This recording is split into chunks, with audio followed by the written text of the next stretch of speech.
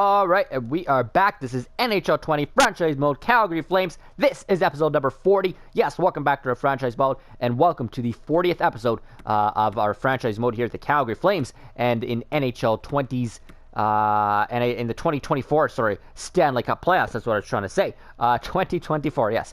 So yeah, we are in the middle of the playoffs, as you can see. Just finished the first round here against the San Jose Sharks, in which we did beat the Sharks in, 6 games? I want to say it was 6 games, 3, 4, 5, yeah, it was 6 games. So we got off to a 2-0 series lead, had the Sharks battle back and tie the series up, but we were able to claim games number 5 and games number 6, respectively there, as you can see. And yeah, big series there against the San Jose Sharks. And now we move on to our arch rival, the Edmonton Oilers, here in the 40th episode. So yeah, kind of fitting here for, the big number 40, if you will, of our franchise mode, that we do get to face the Edmonton Oilers in the Stanley Cup playoffs. And yeah, it should be a good one. Just quickly, we'll get into the stats and stuff, and then we'll get right into it. I don't know if this is going to be a shorter one or what, but we'll get right into it. So let's just take a quick look here at the regular season standings. So yeah, you can see Edmonton obviously finished first in our division, but they actually tied with San Jose, who we just beat with 100 points. We only finished 3 points back from both San Jose and Edmonton. We were pretty much 3 points away from tying our division lead. We were 4 points away from winning our division. So 2 more wins, and we actually would have been ahead of Edmonton and San Jose. So it's quite close. I mean, we're quite close. Anaheim was a point back of us. Vegas a point back there. It was a quite close in the top half of the standings, and then the bottom half of the standings were LA, Arizona, and Vancouver. But yeah, you can see Edmonton. They obviously finished up there. Let's go to our team stats. We're in here. We might as well.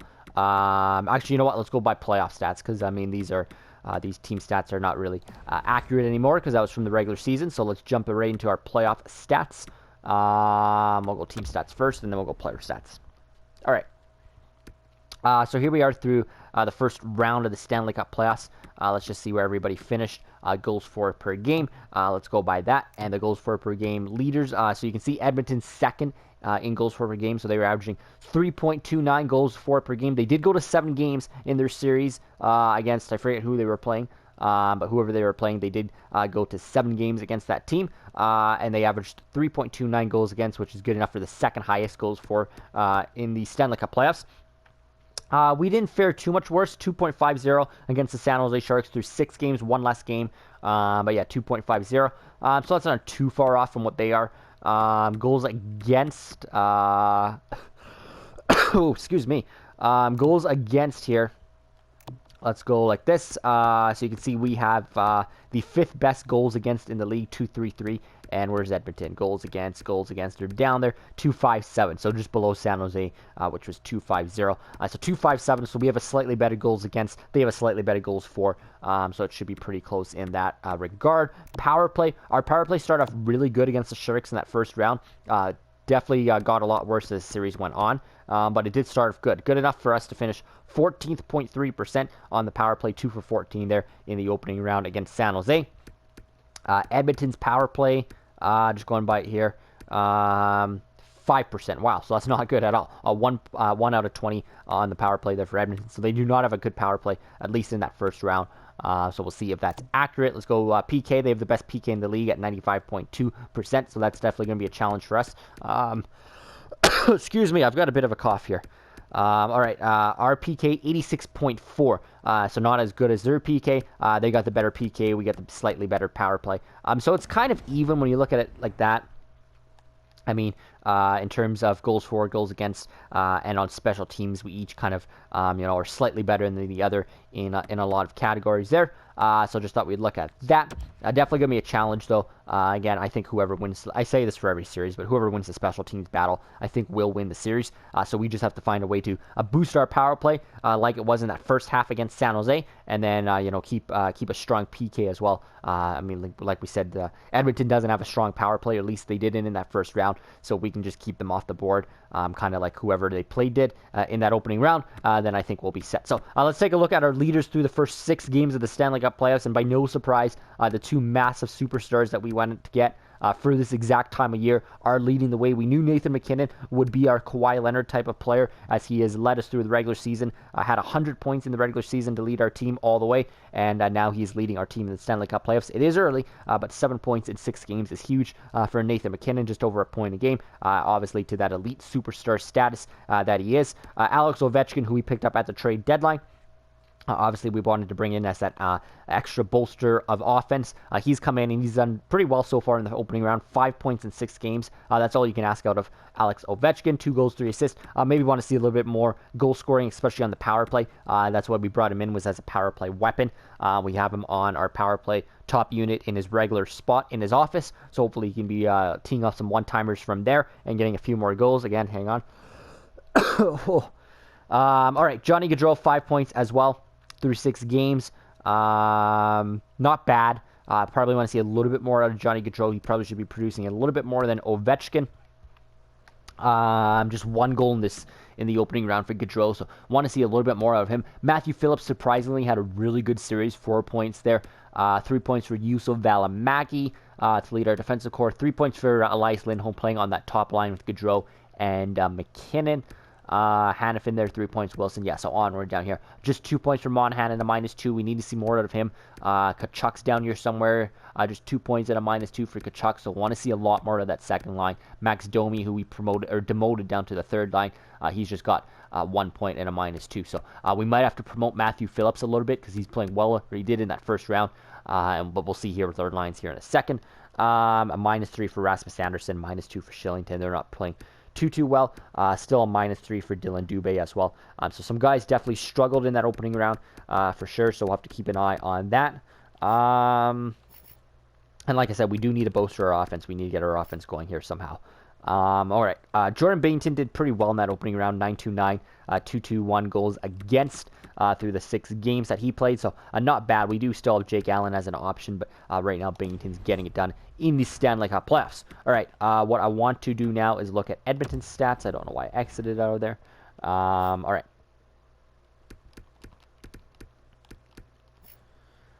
All right, so let's take a look at Edmonton here. So here is Tyler Benson, who's leading the way somehow. 10 points in 7 games, so he's on fire in that opening round. Nugent Hopkins, 7 points there in 7 games. Draisaitl, 7 points in 7 games. McDavid, 6 points in 7 games. So these are the usual guys you'd probably see at the top. Kind of surprised that Benson's up there. He's probably playing on a line with obviously either McDavid or Draisaitl, and probably also Nugent Hopkins. I'm just guessing. We'll take a look at their construction, but if I had to guess, I'm guessing it's Benson, Nugent Hopkins, and either Draisaitl or McDavid in the middle. So they're definitely getting it done with their top guns. Even at Kyler Yamamoto at 6 points there. He's getting it done. Chris Letang, who is their top defenseman that they got a couple years ago, 6 points through 7 games, so he's leading their way on the back end. Jonas Donskoy, 4 points there. Luktovic Norgin, I have no clue who this is. Ludvigid, I don't know. I'm not even going to pronounce that. Tomas Hertl, 3 points there. Blake Coleman, and onward down here, Demirs Puljujärvi. And yeah, so definitely they're getting led by their top guns as well. Like I said, Benson, Nugent Hopkins, Draisaitl, McDavid, Yamamoto, Letang. These are their superstar players. These are the guys that are leading the way. So they're obviously getting good contribution from their top. We'll see what their depth looks like when we look at their lines. They are led by Stuart Skinner in goal. 902 save percentage in that first round. It looks like Casey DeSmith had to come in for 1 game. He did go 952. So it was really good showing by Casey DeSmith in the 1 game he played. But it looks like they ran with Stuart Skinner for the majority of that series. And 902. So we had slightly better performance out of Jordan Binnington than they did out of Stuart Skinner. But we'll take a look here at their lines in a second. So let's go do that now. But yeah, it'll be interesting to see their depth. Remember, San Jose didn't have good depth at all. Like, they had absolutely crap when it came to their depth. I still can't believe how they made it to the Stanley Cup playoffs with their depth alone. Now, I don't think Edmonton's going to be that bad. I expect Edmonton to be a whole lot better than San Jose was in terms of depth. But as we saw in that series, I mean, it still went to 6 games. It wasn't too much of a factor at the end of the day. So we'll see. I mean, what you see on paper is generally not what you're going to get, is what we learned, I guess we could say, in these Stanley Cup playoffs and in previous years as well. So let's get right to Edmonton here. Here's a look at their top line. So actually, it's not Benson on their top line. It's McDavid, Yamamoto, excuse me, and this Nordgren guy. We're just going to go Nordgren. I don't know if I'm saying that right, but that's their top line. And actually, this Nordgren guy, where the hell did he come from? He's 87 with elite medium potential. Did they draft this guy? It looks like they did. 2021 first round, second overall. Did they have the second overall pick that year? Yet again, it looks like they did. So he was drafted by Edmonton, second overall in 2021. Okay, that was just, 2-3 years ago in the draft. Clearly, we were not paying attention that Edmonton got this guy, but he turned out to be an absolute star for them, which he probably projected to be when they drafted him second overall. 87 overall already, 21 years of age. If Edmonton needed another elite offensive player, what is he listed as? A power forward? Yeah. Wow, that really rounds up. Edmonton really, really has a good top 6 now, because you got a power forward playing with the greatest player on the planet in McDavid, playing with a really good, playmaker. I'm guessing that's Yamamoto and a playmaker here. And your second line, you got Draisaitl, who's a really good centerman, Nugent Hopkins, and Tyler Benson, who's a two-way forward. This is a good top 6. Look at that: 87, 96, 85. 85, 93, and 87. That's really well spread out, and that's really, really strong of a top 6. And then you go down to their third line, Thomas Hertl at 85. That's really deep down the middle. They might be slightly deeper than we are currently. I'll have to look at ours again. Who do we have? We have McKinnon, we have Monahan, and Dubé. Dubé's in 84. So yeah, I think they just beat us on center depth. We did have Backlund last year and Bergeron at one point, so we were deeper at one point. But right now they're definitely deeper than us. 96. And I didn't think we'd find a team deeper than us in the middle. 96, 93, 85 down the middle. That is incredible center depth. Even Blake Coleman coming in as a fourth line center at 82. That's really, really good center depth. They constructed their team really, really well down the middle. Obviously, that's a lot due to McDavid and Draisaitl being drafted by this organization. But for the first time ever, it looks like they actually are pretty deep on the flanks as well. 87, 85, 81 on the left wing, 85, 87, 80 on the right wing. That's really good. Even 83 Puljujärvi and 80 in Matt Kelver. They actually have a good bottom 6 as well. When we look at their bottom 6, they're all in the 80s here. Thomas Hertl obviously leads the right, 85. But they got some really good low 80 players down here as well. So they actually beat us in bottom 6 depth as well, I think. So they beat us in center depth. They beat us in bottom 6 depth. You know what? They might just beat us all around in offensive depth when you look at it. I know we have some good players up here as well, but you look at the way their team is constructed, you look at the players they have some really good players here. I'm not going to lie. Now, they probably do have a few of these guys still on their entry-level contracts. I'm guessing, obviously, this is an Oregon guy. I don't know about Tyler Benson. No, he's 26. Yamamoto's off of his contract by now. What are they all making then? My God, $7 million for Yamamoto, $12.5 million for McDavid. Still the entry level there for Nordgren.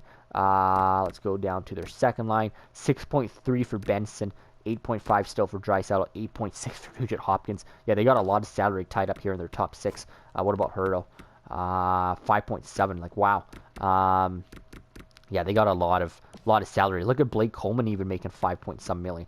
So I don't know how they even have room for defense. Let's take a look at their defense. Because Adam Larsson there, they have Christopher Letang there as well. I wonder how much they paid Letang. Let's just take a look here. I'm really curious now how they constructed their team. 5.8 there for Chris Letang, so almost $6 million. Just 1.9 for Nemeth. 4.7 there for Tanev. 4.7, all right, there for Larson. So they're a little bit easy on their excuse me, their defensive salary, I should say, is a little bit easier. They got Jomerson, by the way, who we had last year. But still, they got to be right up against the cap. They still have to be up against the cap. So let's get back to looking at their team, though. 83 here on the back end, 80 and 83. So they don't have a good defensive core on paper. Their best defensemen are 83. They got 3 of them in Larson, Tanev, and Letang. Letang's obviously at 37 years of age is not the defenseman that he once was with the Pittsburgh Penguins. Then 80 in Nemeth, 79 in Jomerson, and 79 in Demers. So they definitely have a significantly weaker defense than they do offense. We definitely beat them in defensive overall in defense. But I mean, like I said, they're getting the job done. So, and if they can just ride out their offense, they could go far this year. Also, goaltending is not that good for them either. 82 overall in Stuart Skinner, and then 81 in Casey DeSmith. So we have them strongly beat here in the goaltending department. Jordan Binnington, who is an 86, is much better than Stuart Skinner. This is more of a really, really good backup goalie. Casey DeSmith obviously is a backup goalie. They list him as a starter, but he's actually a backup goalie. Same with Stuart Skinner. He's probably more of a backup goalie that you'd probably want to find at 82. But, I mean, they're riding with him right now. So, when I look at their team here, let's just quickly look at their special teams here. Really quickly at their power plays. All I want to look at.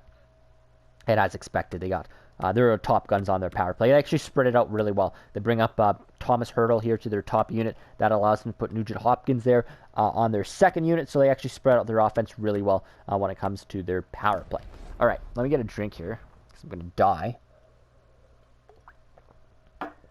Oh, all right. Yeah, so, I mean, they are a strong offensive team, and I mean, that reflect in the stats for sure. Now, like I said, we still have a good offense as well, like 90, 94, 86, 86, 91, 84. Like, our top six is probably just as good as their top six. I mean, they have the better players in McDavid and Draisaitl. You're not going to argue that, but even McKinnon's 94, McDavid's 96. He's only 2 less than McDavid. I think, what was Draisaitl, 90-something? Low 90s, Monahan's a 91, Gaudreau's a 90. We have an 86 there. We have an 84 and 86. That's roughly what Nugent Hopkins was. They had an 87 in that Norrigan guy. They definitely beat us down here in the bottom six. I mean, we do have Domi, who's an 86. We do have Dylan Dubé, 84. You know what? Our bottom six might be close to theirs. Phillips is 81, Bennett's 81, 79 here for Wilson and Zarnik. One thing I'm going to do right off the bat here is promote Matthew Phillips because obviously, like I said, he played really well there in that first series. So we'll get him onto this third line here with Domi and Dubé. Hopefully this third line picks it up because Domi and Dubé did not have a good opening round. Let's try and put Phillips up there, who did have a good first round, and see if that can affect it. And then we'll start with this as it is. Bennett can play fourth line, or here we'll go. Zarnik as fourth line center. Something like that to start this opening round. But I still like our offense. I think our offense is still good. I think it's probably the closest you will get to matching Edmonton's offense. I kind of want to know all the other teams in the league if there's a better offense than Edmonton's, and if ours is not maybe the second best offense to Edmonton's, if not right up there with Edmonton. Like, we have to have two of the best offensive teams in the league going at it here. So this should be a fun series. Like I said, our defensive core is way better than theirs. 89 in our top pairing, 84, 85. They don't even have a player better than any of these top players in our top four. Their best, like I said, their best defenseman is 83. And they got 3 of them. So we definitely have them beat on the defensive core. Shillington and Forsling there. I mean, we can't really do too much here to our defensive core. We're going to stick with how it is constructed, even though Anderson and Shillington really did struggle. We could possibly try Anderson on the top pairing with Hannafin, but we'll start the series as is, and then we'll see if we need to make adjustments. I just want to go to the power play quickly. I'm just going to go back to throw Monahan up here. We'll throw back to McKinnon there. Let's just see if we can get this top power play going again. 90, 94, 91, 89, and Ovechkin in his usual spot at 84. That should be one of the most lethal power plays in the league on paper. Definitely got to just have it start to show up now in the simulations. Our second power play is still really strong as well. We keep McKinnon double shifted on our power play. Yeah, I mean, our power play should be stronger than theirs on paper as well. Our special teams in general. And then, yeah, there's our goaltending. Like I said, our goaltending is far better than theirs with Binnington in goal. So, yeah, this should be a fun series. Like, I really don't know what to expect. I mean, in the regular season, we kind of both finished in the same spot. They finished 100 points. We finished with 97. In the playoffs, they went to 7 games against, who did they play there? 7 games against, it looks like they played... I don't know. I think maybe Winnipeg or Minnesota. I don't know. It was a crossover team from the wild card. But whoever they played, they went to 7. We went to 6 against the San Jose Sharks. So yeah, it was kind of a close first round. You saw the team stats; they were pretty close as well. So yeah, I mean, this could be anybody's series. Like, I wouldn't be surprised if this series went to 6-7 games. I wouldn't be surprised if we won or they won. Like, this could be really close, and that's kind of the scary thing. So obviously we want to, we're both in the same spot as an organization as well. I don't know if they're listed as a championship caliber team, but we got to both be in the same spot roughly. I mean, we've kind of, we both have stars that are around the same age. You look at McDavid and Draisaitl, Nugent Hopkins on their team. Then you look at our team with McKinnon, Monahan, Gaudreau. Our young stars are all around the same age roughly. So I mean, we're both trying to win a Stanley Cup now. So this should be a fun series. I mean, both teams are going to want it. Both teams, like I said, want to win that Stanley Cup this year. I mean, I imagine their window's pretty tight. Like, we know how tight our window is with our contract situations and everything that is, but you got to imagine, we just looked at their salaries. You got to imagine that Edmonton's contract situation is tight as well. They probably got guys on expiring contracts. That Norgan guy, as soon as he's up for his contract, I mean, they're not going to be able to pay all those guys what they're paying. Like I said, they got to be up against the cap now. So I mean, it's tight. So they probably want to win now. We probably want to win now. We do want to win now. I know that for sure with our contract situation and the way we've been building our team for the last 5 years. So this is really a do or die Battle of Alberta. I mean, I think this is going to be a lot more of an important Battle of Alberta series than it really shows. Like, this only looks like it's the second round, but really this could feel like the conference finals when it's all said and done. So this should be fun. Like I said, I don't know what to expect. I just hope we come up on top of this series. I really, really hope that we go through this year. So let me get a drink here, and then let's start simming this series. Let's jump right in. All right, here we go. So game one, obviously they have home ice advantage, being the top team in our div. Here we go from Rogers Place, game one of the Stanley Cup playoffs, the second round, Calgary and Edmonton in the Battle of Alberta. And we start the series off with the opening goal, Rasmus Andersson, the game's first goal, the series' first goal, being Stuart Skinner. That's what you want to see just 3 minutes in. They do respond, and it is that Norgan guy. He gets his first of the series as well. And then we get another one, Scott Wilson on the fourth line, so that's what you want to see as well. Some of our depth coming through there. 2-1 through the first 20. Let's jump right in here to the second.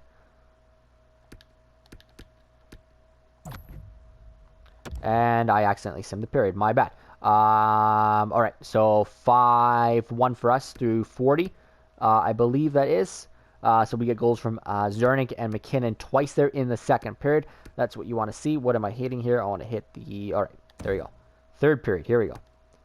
My bad. I skipped the entire second period. But that was a good second period for us. We had 3 straight goals to jump out to a 5-1 lead. So we're taking advantage of their weaker defense and weaker goaltending, maybe. I don't know. I'm guessing that's what we're doing here in this game. And we're actually doing really well, keeping them off the board here through pretty much the whole game, and it looks like that's the way it'll finish. So really good first game overall. Like I said, we kept their elite offensive team off the board. They only scored 1 goal in the first period, and we scored 5 on them. So we punctured their defense and their goaltending, and we found a way to keep them off. I mean, that was a really good all-around game. You can't get much better than that. I don't know what we did on special teams, but overall, that was just a good game. 3.9 for Johnny Gaudreau, a 2.9 for Bennett, McKinnon, Lindholm, Rasmus Andersson. McKinnon led the way with 2 goals once again. Take a look at who led us in minutes. Yusuf Valimaki, +2 rating there for him. And Hannafin, Josh Manson, McKinney. Yeah, so I mean, all around really good game there. Lot to enjoy about, or lot to like about that. Binghamton goes 9-7-0, has an outstanding game there in the goal. I mean, I don't know what else to say. All around, that was just a really good game for our team. That's what you want to see, the whole way through. So if we can replicate that 3 more times in this series, that would be perfect. That was a perfect way to kick off the series. 5-1, win up in Edmonton as well. So let's see if we can keep it going here in Edmonton in game 2. So let's jump right in. Obviously, we're not going to make any lineup changes. That was a really solid game. So we go game number 2. Let's see if we can take a 2-0 series lead heading back to Calgary. Here we go. Come on, Flames. They're going to be hungry to respond here, though, after that game. And they open up the scoring in game 2. Leon Draisaitl on the power play, but we get a response. There's Max Domi. That's what you want to see from some of those guys who were not really good so far in the Stanley Cup playoffs for us, but nice to see Domi contributing there on the third line. All right, looks like we will go 1-1 after 20 minutes of play. What am I clicking here? I don't want to hit the... Right. Here we go. Second period. All right. I don't know why I forgot what buttons do what. For some reason, I just forgot how to sim a period. All right, Josh Manson gets us out to a 2-1 lead. A lot of guys that I did not expect to be scoring. Domi, Manson. Here's a goal from Draisaitl. His second of the game ties it up. It's back to 2-2. This is a much closer game than Game 1 was. Because at this point, it was 5-1 for us after 40. Game 2 is 2-2 after 40. So here we go. This is a very big third period. We don't want to give them any life in this series. If we can take a 2-0 series lead back to Calgary, that is going to be huge. So here we go. A third period. Come on, Flames. Come on. We want this one. Come on, Calgary. Battle in this one. Power play for them. We got to kill it. There's a big PK. Come on, Calgary. Let's take the momentum and respond. And there we go. Dylan Dubé, another guy who hasn't been contributing, comes through for us. A little look up there on the power play for both of us. Come on. Hang on for 3 minutes. Come on, Calgary. Come on. Yes! Woohoo! On a game-winning goal by Dylan Dubé. All right, that's what you want to see. What a game out of some of our guys that I just did not expect to score. First of all, Josh Manson, you never expect that guy to score. He's a defensive defenseman. But how about Max Domi and Dylan Dubé on that third line? They were awful in that first round against San Jose, and they were actually pretty awful all season long. They were probably two of our worst players all season. And Domi's an 86 and Dubé is an 84. These guys should not be as bad as they were in the regular season and in that first round. But here in Game 2 of the second round, that's a massive game for that third line coming through for us. Domi with a 2-point night to lead the way. Ovechkin gets a point, his first point of the series. Johnny Gaudreau, Manson there with a goal. And like I said, Dylan Dubé as well. And a 909 for Binghamton. So, not as good as a night as Game 1 for, Binghamton and the rest of our team. But still, we got the win. That's all that matters. I like to see more of those 5-1 performances like we did in Game 1. But, hey, we took a 2-0 series lead at the end of the day. It doesn't matter what the score is. We do get by Edmonton 3-2 in Game 2. And now we have a chance to go into Calgary with home ice advantage and take a stranglehold 3-0 series lead. That would be huge. So, let's jump right into it. Again, we're not going to make any lineup changes, that we can just go in and take a 3-0 series lead. I mean, that could be massive against Edmonton. Such a good team in Edmonton, too. The division leaders in Edmonton, albeit by just 3 points, but still. All right, here we go. Game 3 is underway from Calgary, and they open up the scoring just like they did in Game 2. Tyler Benson gets his first of the series. It's 1-0 Edmonton. Come on, Calgary. Good time to respond here. And we do. Josh Manson just before the buzzer of the first period gets us back on the board. Back-to-back goals for Josh Manson. Oh my god, I would have never guessed that. All right, second period here. Let's get right into it. Come on, Calgary. We need this one. Come on, Flames. Let's get this one. Oh my god, it's so tight here in the second. Game 3, anybody's game here. Power play for them. We kill it off. Let's use that momentum. Come on, Flames. Come on. Come on, we can use that momentum, though. All right, nothing in the second period. This is going to be a big third period here. Come on, Flames. Let's win this third period. Let's take a 3-0 series lead. Come on, we can really take a stranglehold on this series. Another power play for Edmonton, and they score. Ryan Nugent-Hopkins on the power play. All right, Calgary. Time to battle back in this one. At least tie it up here. Come on, Calgary. Tie it up here. 7 minutes to go. Come on, Flames. Come on. 5 minutes. Come on, Calgary. Let's get that tying goal. Come on. Pull the goalie. No. All right. We could not tie this game up. So Nugent-Hopkins scores the lone goal of the third period. They squeak out a 2-1 win on us. And unfortunately, we do give them a little bit of life in this series. Actually, not a little bit. That's still a lot of life because now it's just 2-1 series lead. They're right back in it. You don't want to obviously give away any life to Edmonton, but that one definitely stings a bit. 2-1, not a lot to dissect out of this one. Not a lot of scoring going on at all. 9-1-3 for Binghamton. If anything, we need to get our top guns going because it's been a good last couple of games from our third line, I should say, and Josh Manson surprisingly on our second pairing. But we need to get our top guys going. Gaudreau, McKinnon, Lindholm, Ovechkin, Monahan, Tkachuk. These guys got to start showing up here. So what we're going to do is we're just going to make a minor change here. Throw Ovechkin back on that top line with Gaudreau and McKinnon. Put Lindholm there with Tkachuk and Monahan. Let's see if we can get something going here. Actually, you know what I'm going to do is I'm going to even throw Domi up there. We're just going to try something here. Domi up there with Monahan and Lindholm. We'll throw Tkachuk on that third line for the first time with Phillips and Dubé. Both Domi and Tkachuk are 86, so it's not much of a swap in terms of overall. We're just trying something different here for game number 4. See if we can get back to our top offense going here. All right. Let's simulate game 4. So here we go. Game 4, like I said, we still have a 2-1 series lead. We cannot let them tie this series up. We have to take a 3-1 series lead going back to Edmonton. Come on, Flames. First look at the power play, and our power play has not done much yet in this series. I probably should have switched that up as well. All right, so I think we'll do that before the next game. Hopefully it's not too much of a factor in this one. All right, they get the first goal of this one. Norgan, 1-0 Oilers. Come on, Flames. Power play. There we go. Power play goal from Sean Monahan. That's what you want to see. His first of the series. And then a goal from Oliver Shillington. Nice, nice. 2-1 lead after 40, or after 20, I should say. That is good. Second period. Here we go.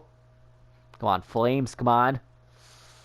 Come on, Calgary. Another power play here. Another power play. Yes, Johnny Gaudreau on the power play. Or actually, it's not a power play goal, but still. Then they get a goal from Evan Bouchard. Then we get one from Matthew Phillips. Back to a 2-goal lead for us. Come on, Flames. Good to see Johnny Gaudreau, though. Sean Monahan scoring. That's what you want to see in this game.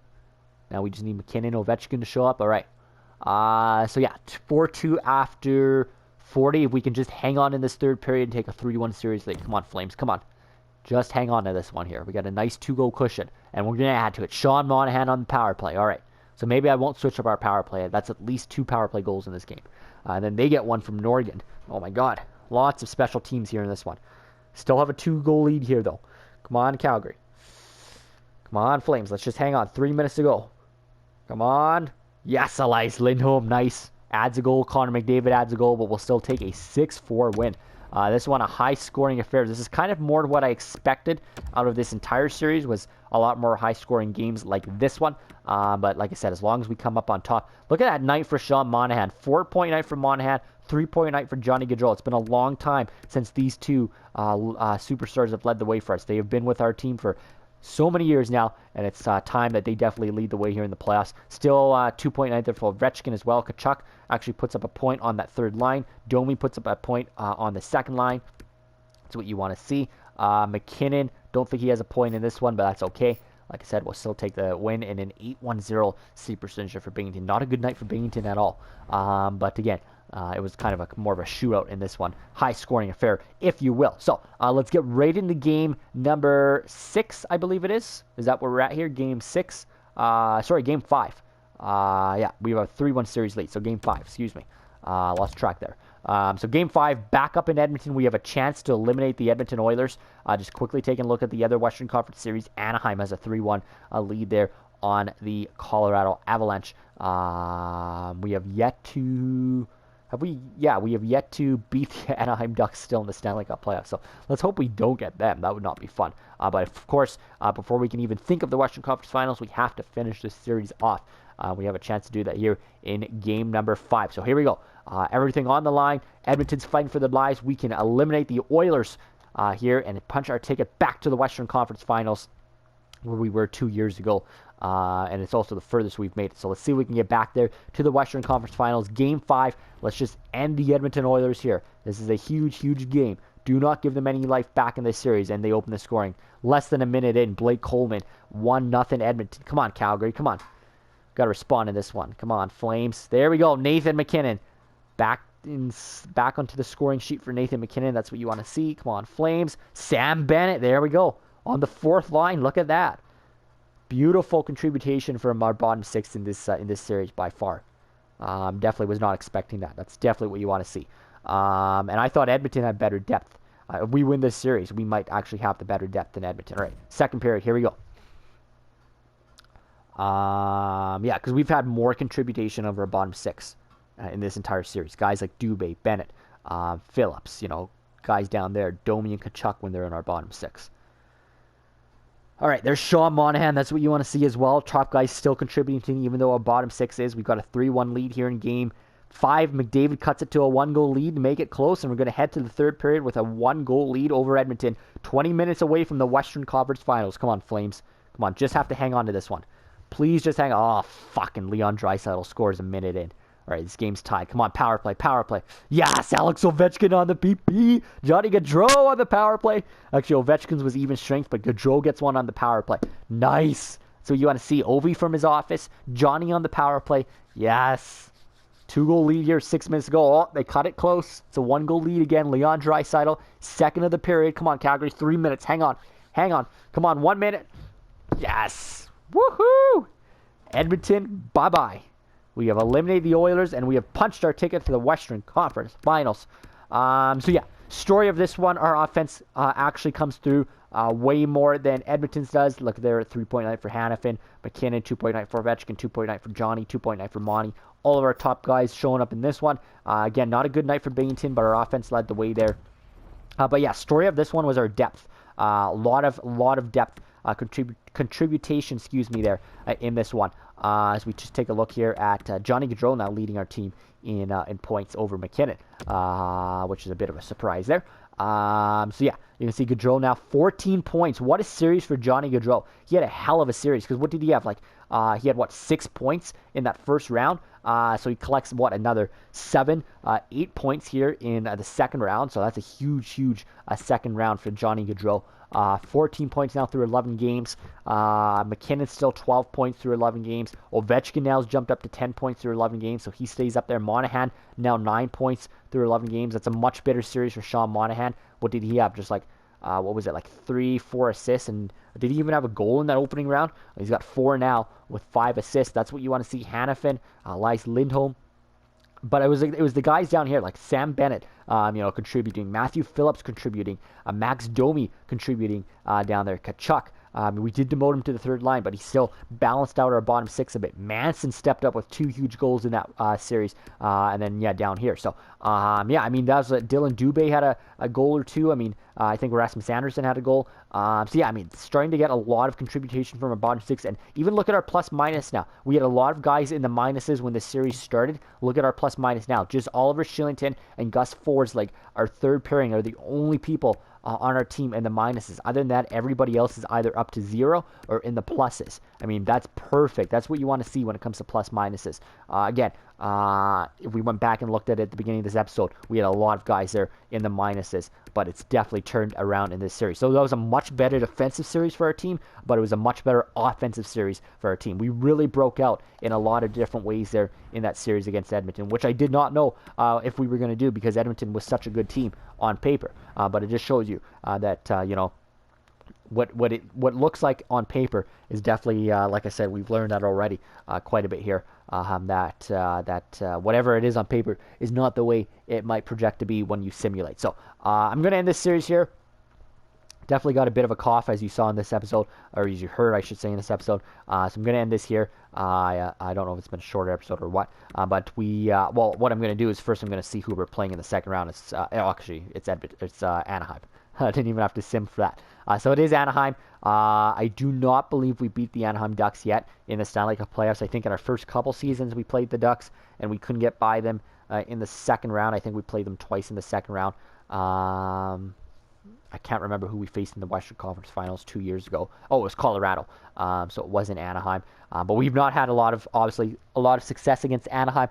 So hopefully this is the year we beat them. We're going to meet them in the Western Conference Finals. And in the East, it looks like it is going to be, that's still up for grabs, as it's a tight series in both Eastern Conference series. Excuse me.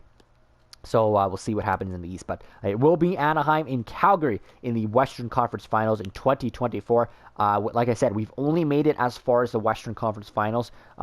2 years ago, we made it to the Western Conference Finals. That's the furthest we've made it in our 5-year tenure with the Calgary Flames. So for the first time in our franchise mode, we have a chance to book our ticket to the Stanley Cup Finals and win our first championship, which would be a Western Conference championship if we do beat Anaheim. And then, more importantly, book our ticket to the Stanley Cup Finals and contend for the Stanley Cup for the first time since 2004. So this could be a very exciting next couple of episodes for Calgary. Hopefully we do get by Anaheim, and hopefully we do get to that Stanley Cup that we've been waiting for quite a while here, since 1989. But yeah, we'll see. It begins, though, with the Western Conference Finals in the next episode, in episode number 41.